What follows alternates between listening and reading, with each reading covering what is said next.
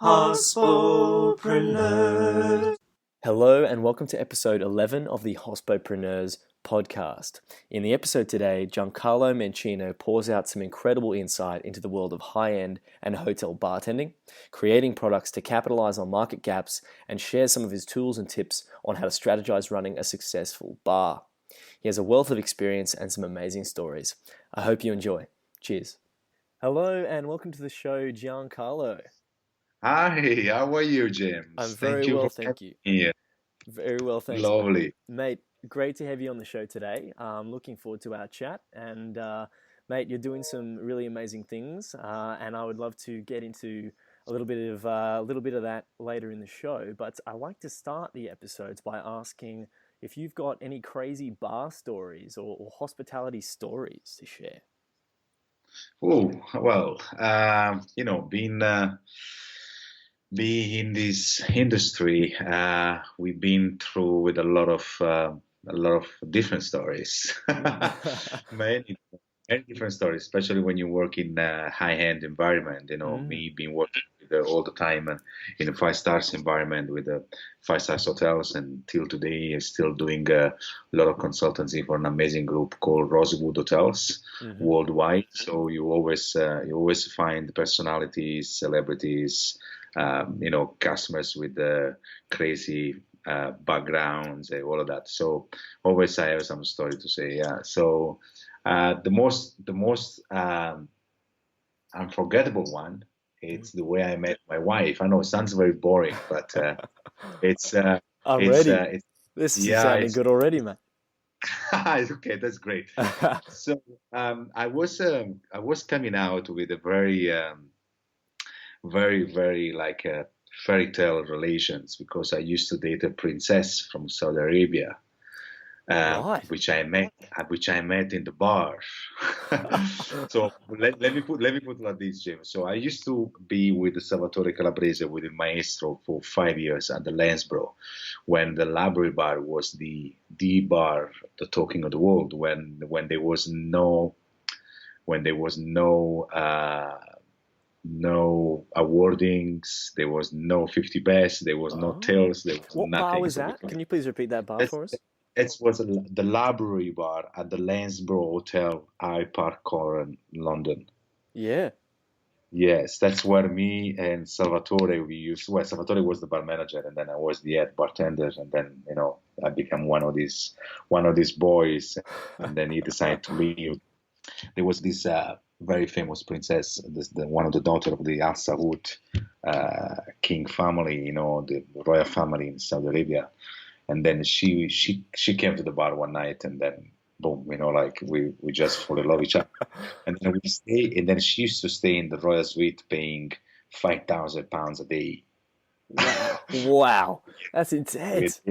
No, this is insane. Like, the story was incredible, because I had so much trouble with the hotel management, because they came to know, and at the end of the day, I couldn't live with her in the hotel, because I was a staff member, and then I couldn't go and visit any clients in the rooms, and it was a nightmare. And then she decided to leave the hotel, and then lose the job, because then the GM came to know, and it was like a joke. And then Salvatore behind tried to cover my ass all the time, and then tried to be a bartender, tried to be my duties all the time, and then go across the road and live with her, and then walking distance I was going to the hotel, and then sometimes I was parking Mercedes and Ferraris, because she used to own all these cars, to my dorm to the hotel, and then wearing sunglasses, I go downstairs to the staff to the other area to make sure nothing. And it was like a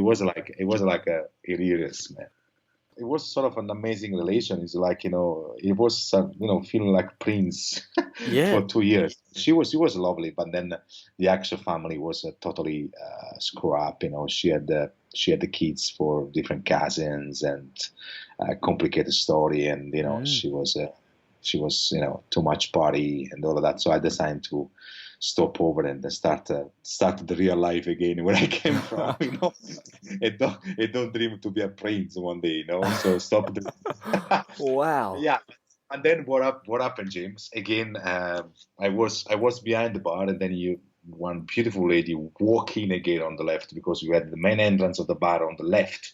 Mm. So then, as a bartender, you stand in the middle, and then all the entrance was on the left. So this beautiful lady came through the bar, walking like she looks like not a princess. I said, no, again. I said, forget it. I'm not going to do it again. So I approached her at the table and everything, and Salvatore came to me, pulled my arm, and said, don't try again, man. Forget about this one. Forget about this one. Forget about this one. Anyway, she was not a princess. She's Iraqi, my wife. Mm. Beautiful, looks like a princess anyway. And then, at the end of the day, she was in a relation with somebody else. And then I stayed behind for a couple of 2-3 months. And then she became my wife. And then Salvatore came to my wedding, all of that. So I think this is most amazing story, because I went through a poacher just because I really came in my mind one day I was going to be a prince and not be a bartender anymore. I said, okay, it didn't work with the other one. Let's work out with this one. She was not. She was not again. She was not a princess, but this was one of the lovely story, which is now she's my wife. And then I will never forget the moment when I saw her. I said, like, okay, she's mine. That's it, over. And then we've been together for 14 years and 4 years marriage now. So that's amazing. Congratulations, mate. And that's amazing. That's an awesome story. Thanks for sharing that with us, dude. Then, of course, I have a story left and right, especially from that bar as well. Top actress and actors. We used to serve Madonna. I used to serve the, Michael Jackson used to come and party there. He used to,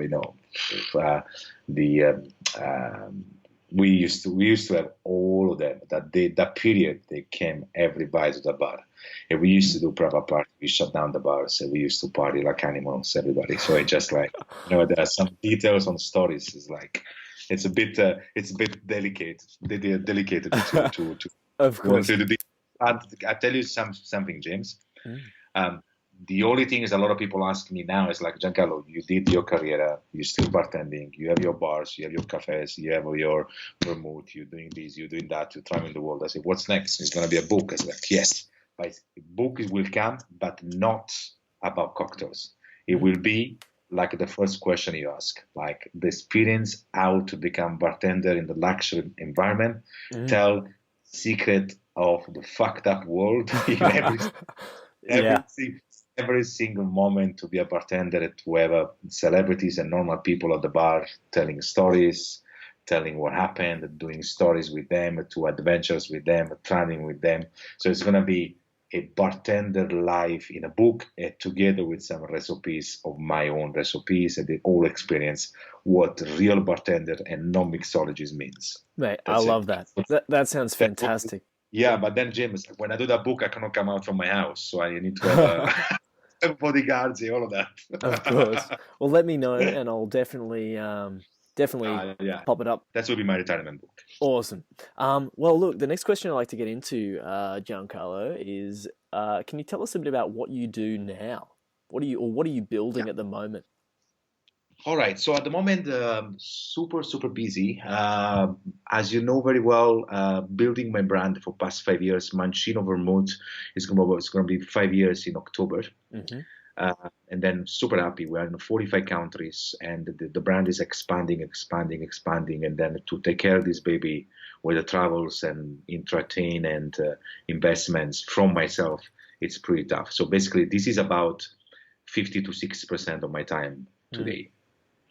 Together with the other aperitivo, which is called Rinomato, which just launched an Americano Bianco in London during a Vibe Live. Mm-hmm. But the Americano is sort of 50-50 troubles, because I have my American partners. We are 50-50 in the investment, and all of that. So they're taking care about a lot of exports and all of that. So it's more on my face and putting there and all of that. And then this is the second project. The other good 30-40%, I'm the official bar consultant, a beverage consultant for Rosewood Hotels. Mm-hmm.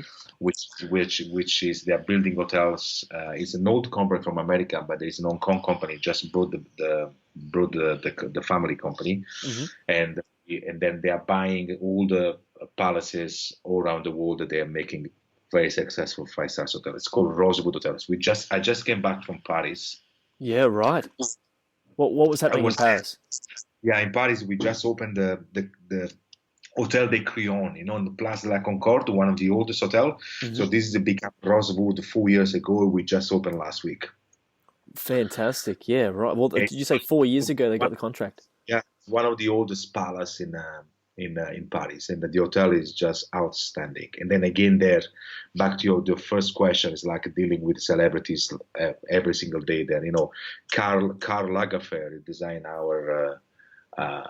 our suite there, and be dealing with the top people at these during the designs and everything has been awesome. Actually, it's been awesome. Yeah, So wow. basically, this is 100% of the thing. So my products together with my liquids, and then my consultancy firm with this top company, which is again now in August, September, we open 2 more hotels, one in Phuket and one in Cambodia, in Siem Pen, and then I will be there for a month to set up and to make sure the bars they're running properly, and then hand over to them. That's amazing. Well, you've got so many things going on. How Yeah, so how do you get into that? And what's your story? How did you yeah, well, become a consultant? the story is like this. Actually, back to Salvatore Calabrese. Salvatore Calabrese designed in 2004, 2005 to leave the Lansborough Mm, and then open his own bar called 50 St. James, mm, which I was involved already with designs and everything. But then during that period, I was not very happy to move out of hotels because I love my 5 stars. That's why today I still work with 5 stars hotel as a consultant. I love my 5 star hotel bars mm. environment. So basically, what happened during that period when I was going to leave Salvatore as well? So I had the customers at the bar Hmm. propose to me, Giancarlo, can I invite you and your girlfriend or your wife, whatever you have, in Mauritius and try to train them how you make your perfect martini because I love your martini. That's when I was in the Lansborough. Yeah, I was like, Wow. wow. I said, sounds brilliant. This is we're talking about 12, no, 14 years ago. Someone comes to your bar and said to you, can you come to train my team? Then the guy was the CEO of One and Only. I don't know if you heard about it, the company One and Only, which is South African company who used to run a top 5 stars hotel in Asia Pacific.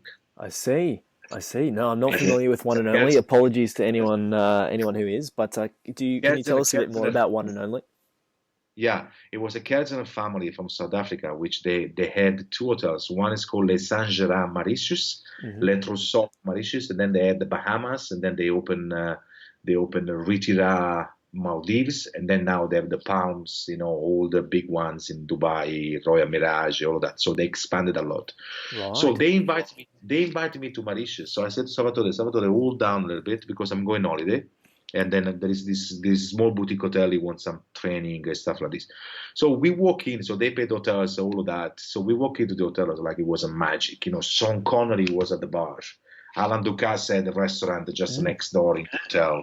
So like, wow, this is a dream come true. You mm. never heard about this company. So we start to do the training and everything. Everybody fall in love with the way I did the whole, the whole changing at the bar, all of that. So they let me come back to London, and then after 1 week, they call me back and say, "Listen, Giancarlo, we have a contract for you." I say, "Oh, wow!" I said, "What contract?" I said, "We would like you to have on board as a an outside consultant." It's like, wow, this is Mm. great. I said, listen, let me think about it a bit and I come back to you. So what I did is I straight away opened my company in London back at that time. I call it Giancarlo Bar Limited. Mm. And then that's what I start to do it. I started with the one and only Les Angers. I started to become the first consultant a little bit in Europe to go abroad to train about cocktails and bartending, all of that. Thanks to an idea from a CEO came to you and asked you to come over to make some martinis. So I kept the Yeah. idea. Yeah, so I kept the idea in mind. So we went there for 6 months. We stayed in Mauritius. Of course, I say no to Salvatore, so I didn't went with him. We moved to Mauritius for 6 months, and from there we moved to Bahamas. From Bahamas, I signed another contract with the top hotels in India. It's called Taj Hotels and the Oberois, where I moved to India for 4 years. I opened 21 hotels with them. Wow. Yeah. Yes, in 4 years. And then also I had my own restaurant in Bangalore, which I sold it after 9 months. And then that's where I started to make my money. So basically the idea of consultancy, it came in mind of 5 stars hotel, just like this, just Mm. with a click. And then that's the idea, you come first and then you will be successful. That's what happened to me. Yeah, right. So it was And then about I get putting yourself in a position. I mean, you're in a correct, position in the bar there where lots of, I suppose, correct. lots of high profile people are coming in and wealthy people. Now every bartender on the planet today is a consultant as well. So imagine the difference between now and 14 years ago. Yeah, that's So right. during that time as well, traveling the islands, traveling where places was very difficult to find spirits. It was very difficult to find a mixing glass, James. It Mm. was difficult see a bartender making a martini with mixing glass. It was Right. incredible. Yeah, so that was the idea. And then I start to think about glassware and barware to start import to Asia, and also helping spirits to develop in Asia. And that's why when I moved to Hong Kong, to open the Ritz-Carlton, the Hmm. tallest bar in the world. And then I realized Hong Kong, amazing cities, and there was only commercial products, only Bacardi Martini, only Diageo, Mm. only Remy Martin, only very just commercial. There were no craft. There were no ice programs. There were no attention to uniforms. There was no concept. Just in the restaurants. A lot of Michelin star restaurants in Hong Kong, all of that. So Mm. then again, I met lawyer, Hmm. which is a very good friend of mine. And then I moved my company from London to Hong Kong. And then that was my luck as well, because Hong Kong income tax is That's all right. 8 to 10%. And today people say to me, Giancarlo, how you have managed a company in Hong Kong? And now it's 8 years. I'm actually resident in Hong Kong. Yeah, right. Yeah, Oh, I see. Is company. that where you are now as well? Yeah, no. Now I'm in Spain because we just bought a villa in South Spain by the sea with my wife. Hmm. But my corporate office, my headquarters is everything in Hong Kong. My people are in Hong Kong, my accounts in Hong Kong, my bank is in Hong Kong, everything in Hong Kong. So my business, it comes from my laptop in my office in Hong Kong, nothing else. And then of course the production of the liquids, it comes everything from Italy, from north of Italy, from Piemonte. But the rest of the business in terms of managing the whole things come from my headquarters in Hong Kong. I have my office in Hong Kong. I see. Fantastic. And so, from your office in Hong Kong, I suppose, like, do you have people working under you then, or Yeah, how? yeah. I have 8 people in the office and 4 people on the ground, which they're going around, they're helping me with the consultancy project and fix menu there, situation there, and party there, a private party here, all that. Yes. Yeah. Well, so, what's that sort of corporate structure? Like, what's the layout? Who I does what? the account structure. I have 4 accounts, 2 social medias, and then I have 2 PAs, which they're taking care about every single things. I see. Then Organizing for you to be the other traveling all four over the guys, world. I'm the one traveling a lot. I have 2 guys, sometimes they travel with me, but the other 4 guys, they are bartenders where they own their own places, but also they work for me as employee where we do a lot of activities in the bar industry and the beverage industry around Asia, around the world too. Did you, so getting into that, did you have a mentor or someone that you could learn from in that process? To be honest with you, my mentor has been always my dad, in different way, because my dad is an hard worker, but he never been successful. Mm. Always, always because of his debts for the education of my brothers, I've been left alone with not too much support from them. That's why I left and make everything myself. And Mm. then the idea, James, this will make you a little bit feel like very sad. Not sad, but the idea, I put the picture on the label on my village. This Yeah. is the view of the house I bought for my parents. Oh, that's lovely. Yeah, I know. So people say, "Well, why did you put the village there? You are not from Piemonte." And I was like, "No, the village. That's where I grew up. I don't tell every single corners of the stories, but that's where I grew up, which is true. Which is like I can see the church where I've been baptismal. I can see the square where I've been playing football with the priest and with my friends. So it's for me, it's like story. It's like catching my heart and everything behind. So basically, yes, the mentor is my dad, hard worker, and not be successful to support me during my teenagers moment. And that's why I decided to go into hospitality business. And my family, they're non hospitality business. So one of my brothers is a musician, the other brother is an actor. Mm. But my parents always they've been officers, working in office and everything. So, but they always my father, I want to do this, I want to do this, I want to buy land, I want to grow this, I want to do this, but he could have never done it. He had so much ideas, so much hard work. He tried a few times. He had so much debts, and then they lost houses because of it was a machine. That guy, it is a machine. That guy, he's still now growing vegetables and everything. But at the end of the day, he never been very successful. For me, it reflects to me, it's like if daddy didn't do it, I need to make it happen. So it's sort of a mirror effect happened to me. I like that. I think that our Yeah. parents are really great people to learn a lot of life Oh, lessons from. I mean, correct. whether it's learning how to do things or how not to do things. So Correct. that's awesome. Did you have any hospitality mentors? I mean, it sounds like your dad wasn't someone who taught you No, about well, consulting or business, but did you have any to be honest, people or to be resources? honest with you, yes, I've been working with Salvatore for 5 years in Maestro. Mm, I learned from him a little bit of the Italian Southern hospitality. hmm Uh, it's sort of the more in the entertainment side, but not into business level. mm, I think at the business level, they give it to me all my travels, especially in Asia. Asian people, they're very fast. They're very millionaire when they're 17. They were like, like when I was in Asia for, with Ritz-Carlton for 4 or 5 years, I saw all these moments, these brains, these people I was meeting. And I do this, I do that, I do this, I do that. And me, I say, okay, you know what? I'm going to start to do that.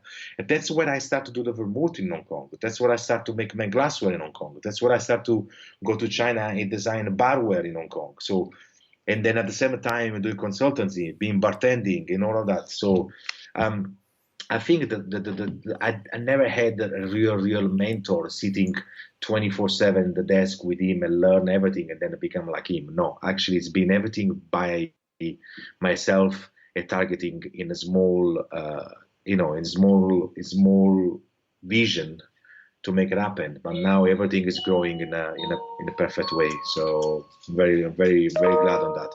And then again, I have my lovely wife, which is a big supporter because we are no easy person working hospitality and party all the time when we travel, right? Of course. So, Correct. my next question is, can you tell us a bit more about vermouth? So let's take a step back. For the guys who are maybe listening to the show and they don't know what vermouth is, can you tell us a bit about vermouth? Yes. All right, guys. Vermouth. Vermouth. It's been from now to 5 years ago, 10 years ago. It was a totally a disappearing category. Mm. It was disappearing about the same time, very present in the cocktail books, very present in the classics way to mix our cocktails, very present, but no enough education to people explain why do I need to use vermouth for Manhattan? Why do I use vermouth for Negroni? Why this vermouth everywhere? And then there is a confusion about the sweet vermouth, the dry vermouth, all of that, which hmm we go a little bit later after the questions. So so I realized that again. I'm very into cultures, liqueurs, cultures, wines, especially with France, with Italy, with the north of Europe, all of that, which is a lot of spirits and liqueurs has been disappearing in the market. It used to be disappearing, but now everybody's bringing back the idea to bring alive things that were disappearing. Same what happened to me with the vermouth. So vermouth, unfortunately, thanks to big brands, they were especially in Italy, they were destroying. And then I don't mind to say that because I did a beautiful training in Brisbane as well, and a lot of bartenders they follow me the idea behind the vermouth. And then I say, guys, thank you big brands like Martini, Cinzano, Gancia, and all of that. That I make my own vermouth basically because they totally destroy the product. They put the product so cheap with bad wines, with the bad alcohol, with the very bad botanicals extracts, hmm very and then that's why when you open the bottle it was very smelly and all that you cannot keep a little bit more on the shelf so that so basically again the vermouth you guys have to understand one thing. First of all, it's 75% of wine. The other 25% is between water, botanicals, sugar. Right. Okay, Yeah, yeah, and yeah. then of course alcohol. But the secret is 75%. If you scrap with wine, guys, you scrap the whole product. No even matter you put the gold together with the wine, it will not work. So the idea behind the vermouth is to have high quality wine. Okay, right. This was the problem on top brands, because they've been doing millions and millions of bottles and nobody pay attention to the vermouth. They didn't care about it. They started buying wines all over the world to make it cheaper, or maybe sending the extract to somewhere else and using the local wine too. So no attention to the wines. Mm-hmm. So that's why I say, Giancarlo, how you can do in 4 years, 45 countries to be very successful. You know, in Asia there is no more Mancino, and there is no more Martini and Cinzano, all that. It's all about Mancinos. A little bit in Australia, Mancino in Australia is growing a lot, thanks to you guys for the support, because I love them. I'm going to concentrate a lot more in Australia in 2018. Basically only to do with the quality. So don't forget one thing: wine, sugar, botanical, and alcohol. That's it, all mixed together. And this is vermouth. Vermouth comes to the word, means wormwood. Okay, wormwood is a German word. Okay, out of Artemisia, or vermouth, Artemisia absinthium. Absinthium means the absinthe, right? Which is the main herbs where we're using the absinthe. That's why the real vermouth, he has to have Artemisia into the bottles. I see. There is a special oil, which is the extraction, the extraction from the Artemisia, which is the wormwood. Artemisia, we call Artemisia in Italian. Okay. Mancino, we're using 3 Artemisia, one from north, one from center of Italy, one from south. South is the Roman one. There is the Gentile from the middle of Italy. There is the Pontica, which is from the north of Italy, from Piemonte. And is it a classic, it's Italian style vermouth, or is it a French style? Yeah, it's very classic. No, it's very classic. Actually, if you see the label as well, it's a Tipo 1900 that Giancarlo Mancino. It's a type of vermouth from 1900. Basically, before 1900, it used to be only one vermouth. Mm-hmm. Used to be only one vermouth, which is only one color. It used to be like amber, like a ram color, before 1800. After 1900, Cinzano, Martini, and Gancia, all the big brands, divide the category in dry, bianco, and rosso. That's why Mancino has the category secco, bianco ambrato, rosso amaranto, and then has a vintage version, which is only 800 bottles, and then has the latest one, which is a Chinato. Chinato is particular vermouth, which is the combination of the 3 of them. Mm-hmm. But no white wine, no Trebbiano, and we have a Barbera 100%. And then there is extra cinchona bark. That's why it's called Quina. Okay, we have extra extract of cinchona bark. I see. So what's the blend? What sort of ratio is in the blend there? 33.3% of each. Just a third of each. The extract, the Quinato, and then no Trebbiano white wine, and then I add the Barbera 100%, which is the red wine from Barbera d'Asti. Mm-hmm. And then I added a little bit, 18 grams more of the extract of Cinchona bark. So you will have the experience of Mancino in front, then you will find the experience of red wine, and then you have the bitterness of the Cinchona bark again. Love it. So you touched on, you said bitterness there. Can you please just describe a little bit more about the flavour of vermouth and what sort of cocktails vermouth goes into? Well, as I said before as well, vermouth, guys, if you open the old book, it does most of the cocktail around the world. So from the history to the latest one and everything, especially now that we're having this low ABV category explosion as a trend. So vermouth is one of the king of that, together with some low ABV liqueurs, all of that. So cocktails, we're starting from martinis, from the classics, then we go into Vespers with the Biancos. We go to Rosso, from the Manhattan to Negronis, to Biju's, to I also do an improved Pisco Sour with my Bianco without putting sugar. And then I add my Mancino Bianco, which is high level of sugar. So again, people go a little bit crazy on that. But then again, it's a super classic ingredients to work your classics. And then you can also use that to do your tweaks on your adventure cocktails, whatever you have in mind and everything. Again, vermouth spritzer now, it's a big thing. Vermouth and tonic now is big things. So again, it's at the end of the day, guys, a good wine in the bottle. I used to do a lot of wine cocktails back 10 years ago, and people was like, "Are you crazy?" I used to float. If you think about the New York sour, it's like floating red wine. So again, instead of red wine, you can use macinato. You're floating a New York sour. So it's again, all depends what you guys doing, what you want to do, and how. I believe it's something today that you need to know your customers. You need to know the palate of today. You need to know what kind of program you do. Like in my situation, I do a lot of bar programs because of my consultancy business. And then, there are hotels bars, which is the lobby. Then you move to the spa, and then you move to the pool bar, and then you move to a fine dining restaurant, then you move to brasserie. Of course, you cannot keep the Negroni in the same way in all the other places. Maybe in the pool you do a Negroni slash. In the lobby bar you do a classic. In the brasserie you use some local ingredients. So today it's only to give an experience with quality products. Again, guys, with craft and quality programs, products. That's it. So do little research. Search your perfect gin. Search your perfect vodka. You don't need to have a 75 gin behind the bar. You don't need to have a 42 vermouth behind the bar. You don't need to have select my ideal bar. It's 35 bottles. That's it. Right. So what sort of can you tell us a bit more about that 35 bottles? What makeup is that? Like 35 bottles, guys, 6 weeks, six whiskeys, 2 category of vermouth, 1 French, 1 Italian, 4 gin, 4 vodka, 10 liquors, and then you're done. Beautiful. You know what I'm saying? Yeah.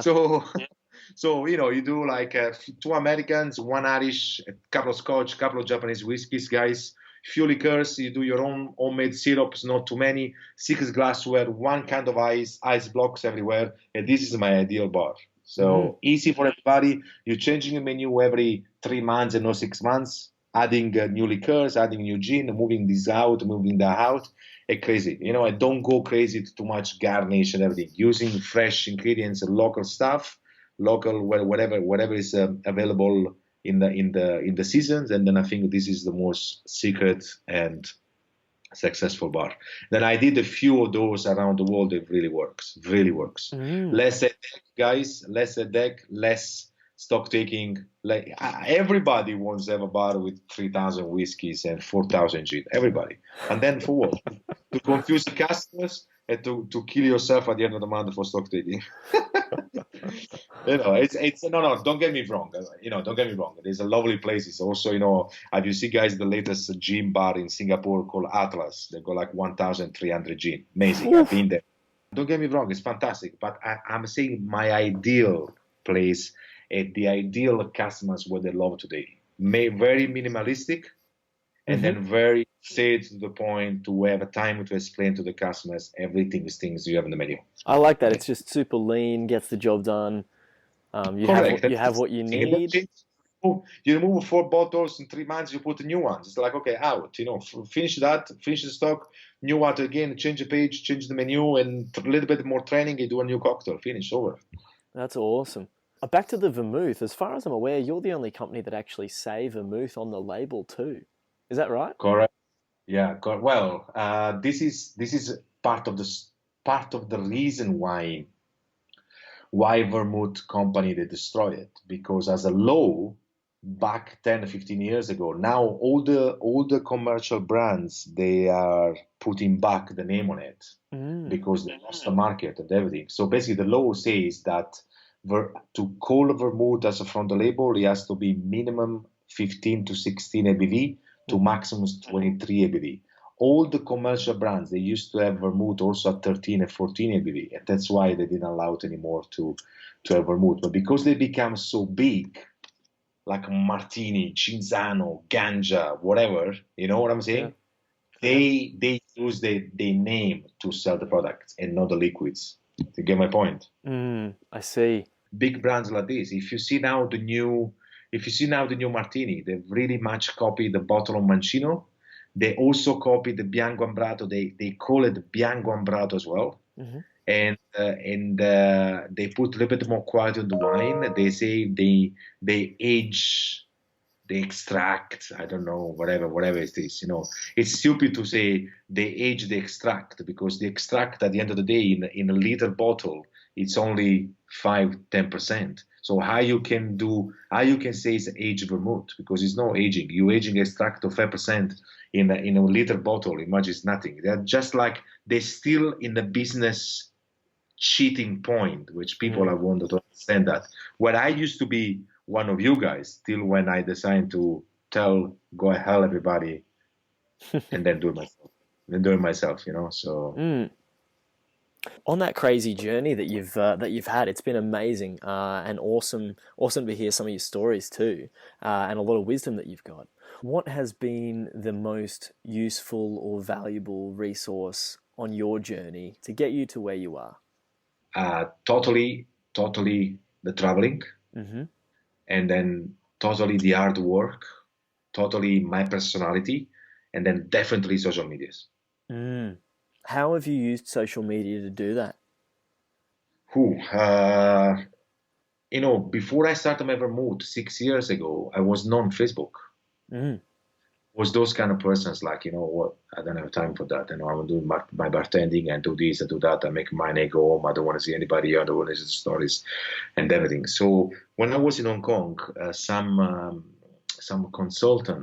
marketing consultant said to me, Giancarlo, when you have a brand, listen to me. You need to have a marketing company that needs to take care of you, everything. I said, but how is it going to work? It's like, yeah. So you prepare an email every week of what happened to your brand or what happened to you. You send it to us. We send it to any marketing company.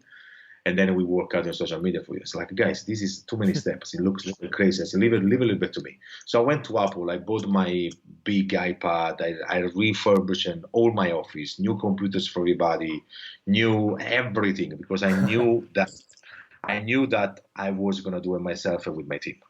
So we've been starting 1 week, shut in the office, take delivery pizza every day, start to learn what was Twitter, Facebook, Instagram, all that. That's where we started. You believe it or not, James, today I'm the only person. I manage 4 Instagram myself and 4 social media myself, but they control, and my guys, they controlling before we pushing it, they controlling it for my office too. So I have 2 people where they do 24/7 to reply everybody.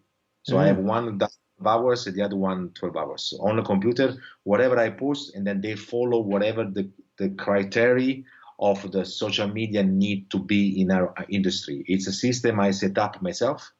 That they need to follow everybody, and we need to read everybody, and we need to follow everybody in the industry. And that's my successful as well. And I guarantee you right now as well, James, that 30 to 35% this year of the sales is thanks to social medias. This year it was 5, 10, 12%. It's all like going up. But this year, at the moment, we are growing 20% more than last year just because of social media. Right. How do you track that growth? It's only organic social medias. We don't buy likes. We don't boost Facebooks. We don't boost everything. It's only organic. So I track with my people at the office. We're tracking with the people at the office. Like we have like 6, 7 countries, new importers. They just saw the brand on social media. And we have emails. We have everything. Say that we saw this guy using it. We saw that guy using it. We saw that. So we sold about 25,000 bottles in 6 months in 6 countries just because of social media. That's fantastic. That's unbelievable. Amazing. People they say, how you do that? I'm not denying what social media does. And then if you see my profile and everything, it's only to do with the business. I never post family things. I never post my dogs. I never post everything. It's only to do related to colleagues, products, craft world, craft beverages, coffee, everything to do what I love to do in my business. From my consultancy to craft liquors and craft spirits linked together in my industry. Yeah, thanks for that, Giancarlo, because social media's come up a few times in the last few episodes that we've done. What advice do you have for anyone with a passion for hospitality? Just travel, be friendly with everybody. Don't get jealous, ego just because you're a top bartender. Travel as much as possible. Try to be in different cultures to experience a different bartending, a different, different hospitality way to do business. And do social media, and then do a lot of research on the craft world, guys, because we don't need. I guarantee you guys, we don't need the big brands to support us anymore. We have a lot of small brands who needs a small person to help to sell a few bottles in the bar, and that person can make you very successful as well. How can someone do that? How do you start a craft label? The craft level started like this, started to again make beverage programs smaller, Hmm. and then start to educate your customers. And when your customers start to bring, when you see your customers bring a person and point your finger to your shelf and say, try that one because the gentleman let me try that gin, I never tried before, this is already successful. If you see that happen to your bar, carry on and do that, because people, they don't want to see the typical green bottle, they don't want to see the typical vodka bottles, they don't want to see the bottles you go with your kids buy cornflakes in supermarket and you find a bottle in your fridge again. When you go to dress up, when you go to have a date, you want to see a different product, and you want the bartender to suggest you something different, to give you a different experience. Because your gin and tonic with the chefs and tangeray, you can make at home, you can make a party, you can make a picnic anytime you want, your family, whatever. But as a person to learn together with your customers, you need to be the first one to search a particular producer and put that on the table and give it to them, and with education, and you train your team. This is the successful. But I'm not just with the spirits, guys. I'm talking about with wine. I'm talking about with the quality of bread when you do your bruschetta. I'm talking about with the quality of coffee. We talk about with the quality of grinder, with the quality of coffee machine, with the quality of filter using for the water, with the ice programs. We talk about everything to do in craft business.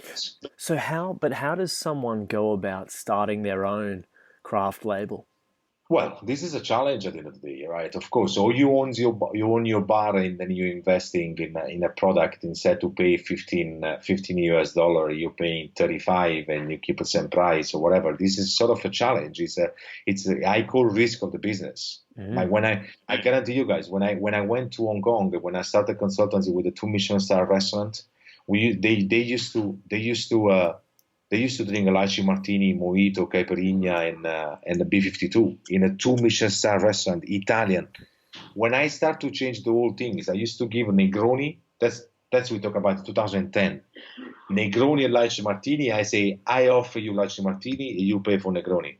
And now, if you go to Hong Kong today, James, everybody drinks old fashioned and Negronis. Everybody. There's no more lychee martini. There is no more mojitos and everything. Also in the shittest holes, I'm telling you now. So again, back to your question, all depends if you trust yourself first. If you're very confident that I put in your face one liquid, one particular product, and say this is the way we're gonna go, you will be the winner. But you have to be constant. Of course, there are costs involved, there are training involved, there are suggestion involved, there are corruption involved. All this is there together, but there is a way to do it. There is all these successful bars because they have both ways as well. They have commercial lines where they're taking care about money and everything. Then at the end of the day, they pick up a bottle from the back bar and say, "Look what I have now." So. And what about the process? So someone they're a bartender, they see this opportunity and they want to take advantage of it. How do they go about actually taking it to market, actually Guys, creating? guys, collect 3, 4 bartenders together, put 20,000 each, and open a small shithole with 30 bottles, guys. This is the right form. That's it. Don't go for all the 2, 3 years and make your bar successful in this way, and then one by one, you guys will start to traveling after the successful of your bar. Fantastic. You Thanks know, for that. don't go to Japan to buy a saw to cut the ice for €1,000. Don't go to, I don't know, buy crystal glasses. Keep everything simple and quality, a service, a hospitality, guys. Imagine if the hospitality number one, you have a top product behind the bar. This is the successful. I'm sorry about that. Can you explain that a little bit more? You said the top product behind the bar. No, I'm saying, if you have high quality product behind the bar, it's like weapon. right? Mm. It's like you have a weapon which you can shoot their face up everybody. And, Yeah. and then you have top hospitality to explain your weapons Mm-hmm. and to sell your weapons. That's it. This is the result, guys. And then if you fancy very particular small kitchen which does a very 3-4 top sandwiches or top bar food or one pasta or one something like, but concentrate on that. Concentrate on that. Today you go to some bars, you have the worst food ever. It's just crazy. It's just crazy, you know what I'm saying? And people, you ask, you want a spaghetti tomato sauce on the bar, or you want a veal chop Milanese or something, or you want a top burgers. They still screw up the whole thing, you know what I'm saying? They still want to make money on the food and on the beverage. Just like nuts on that, you know? I like your analogy with Of course. your alcohol being a weapon. Correct. Love that. What's your biggest challenge at the moment? Challenge. That's a good question too. Big challenge. Big challenge is need to stop making products. Focusing on one, focusing on Yeah, the one and because getting that done. always I see gaps. Also, I see gaps, missing this, missing that, and then always I want to do it. So, um, Do you and write them all and then, down? yeah, of Mm, course, they're mm, all in my private book. mm-hmm. And we are just discussing with someone, which you will come to know soon. We might be launching in Amaro next year, so it's Fantastic. yeah, I know. So my challenge, seriously, I don't have the problem challenge, like this challenge which can create problems. My challenge is seriously, I need to stop it. Not because I worrying about quality, all of that, because I can maintain what I'm having, Mm-hmm. but just I will blow up my brains. That's the thing. Yeah. So you just got too many things going on. It's crazy. Correct. Yes, but I No. love to work. Oh, James, I can see her talking to you for another 24 hours, no problem. I won't keep you for another 24 hours. I'm actually nearing the end. I only got a couple of questions to go. What Okay. what are you learning about at the moment? What are you exploring? Oh, that's a very nice one. Nice question. What I'm exploring now, that especially in our world of bartending, people they're coming down a little bit. They're starting realizing that quality is the first, and then hospitality is the second, and no more concentrating on crazy garnish on fancy glassware or fancy mustache or fancy fancy decor of the bar or that. Everybody loves that. Everybody wants to have that. Everybody's spending millions to say, "Oh wow, look what a venue I have, or look what I did." But at the end of the day, I think what I'm realizing now with all my travels that people, they use a little bit handbrake now and then stop and say, "Okay, guys, let's concentrate."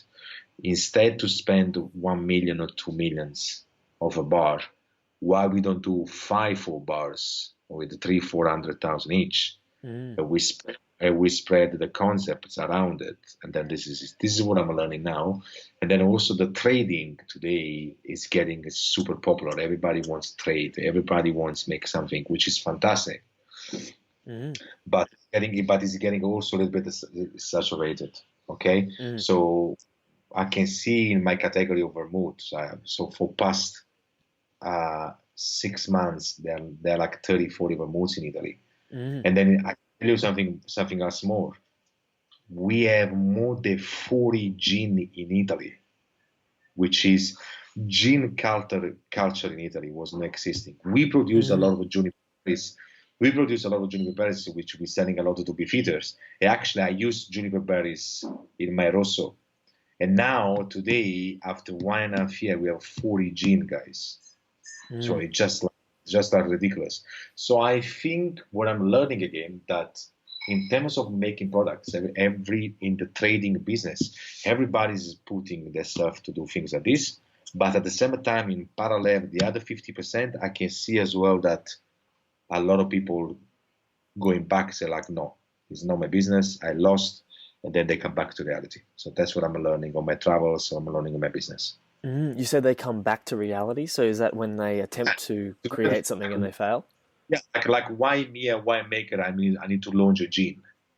Mm, Just because they say the gin trend and they're making gin mm, mm, with no story behind, no things behind. So I can see that what's happening today. Everybody makes liquids, everybody makes bars, everybody makes that, and then they screw up the whole thing. They sell in companies. They do damages to the hospitality business. This right. is where your question. This is where question. That's what I'm seeing now at the moment. Yeah, love it. Thanks for that.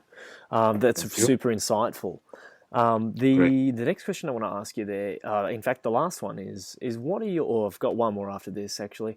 What are your tools or tips for hospitality success? Tips and tools. Okay, tools. Look after yourself.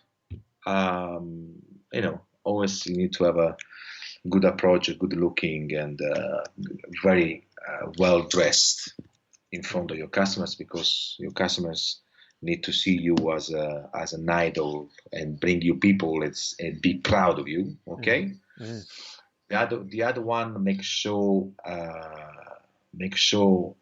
you don't cheat because it's easy to cheat in our industry, especially when we own places. mm, Okay, because this will come back to you. Don't lie. Don't lie because people today at the bar will Google it. They will screw you in your face. mm, Okay, mm, and then the fourth point, just guys, give the quality, make your profit, but give the result today. Give. I believe to give, it will return it to you. I'll always give.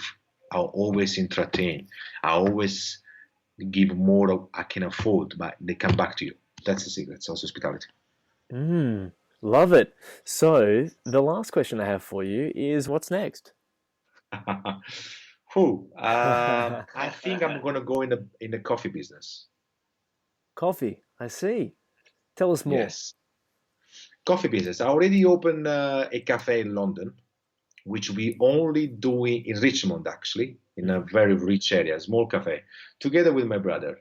We only do tiramisu, mhm, gelato for summer, and we do craft coffees. We have a coffee on tap. We don't have coffee machines. We do all handmade coffees. And we have coffees around the world. We educate people. We have cold brews. We have you guys strong in Asia, in Australia anyway. So you mm. have a better cappuccino in Australia than Rome, than Italy. You know that, right? I didn't know that. That's awesome to Oh, know. I'm telling you, man. If you want the worst, if you want the worst coffee, go to Italy. Not because I want to be very pessimist about and negative about Italy many times, but if you want the worst cappuccino, go to Italy. And the So best in Australia, I hear. correct. Australia and America, and also Asia now. You go to Japan, you go to Taiwan, you go to Hong Kong, you have the best coffees too now at the moment. Yeah. Fantastic. So Well, this is my future thing. So we are investing on these cafes, and also eventually I would like to have a roastery and all of that. So beautiful. Well, thank you very right. much for sharing your insights, Giancarlo. It's Thank been you. awesome James. having Thanks you a on the lot. show, and it was amazing having a chat with you today. Lovely, James. Thanks a lot. And good night. Yeah. If you enjoyed the episode today, leave us a like and consider following us on iTunes, Instagram, or Facebook. If you didn't, let us know why too. For a feature, interview, or if you know a hospopreneur, email me at hospopreneurs@gmail.com. Speak with you soon. Cheers.